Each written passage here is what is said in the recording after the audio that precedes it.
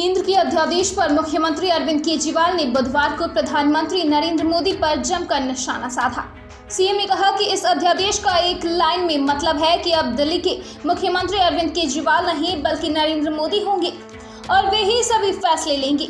अध्यादेश के कई प्रावधानों के कारण दिल्ली की चुनी हुई सरकार का कोई मतलब नहीं रह गया है। यह अध्यादेश सुप्रीम कोर्ट के आदेश और दिल्ली सरकार के अधिकारों को कुचलने वाला है। मुख्यमंत्री ने कहा कि अध्यादेश के माध्यम से मुख्य सचिव को कैबिनेट का निर्णय सही या गलत तय करने का अधिकार दिया गया है। इसके अलावा मंत्री का आदेश कानूनी रूप से गलत लगने पर सचिव उसे मानने से इनकार कर सकता है। दुनिया में पहली बार हो रहा है कि सचिव को मंत्री का बॉस बना दिया गया है।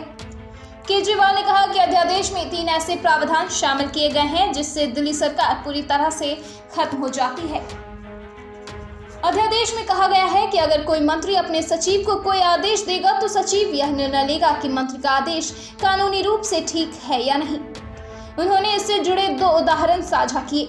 उन्होंने कहा कि पहला मामला विजिलेंस सचिव से जुड़ा है।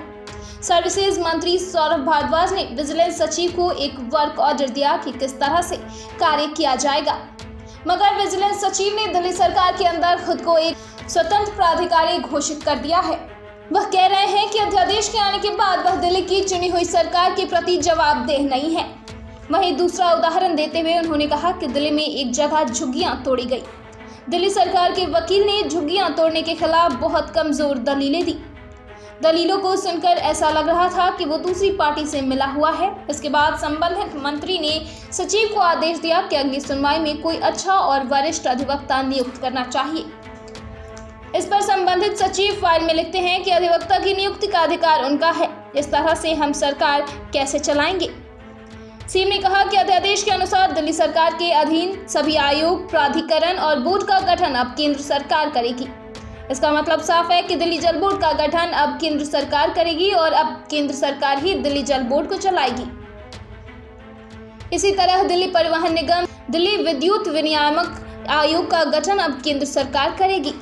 दिल्ली में अलग अलग विभाग और सेक्टर से जुड़े 50 अधिक आयोग हैं और उनका गठन अब केंद्र सरकार करेगी। तो फिर दिल्ली सरकार क्या करेगी?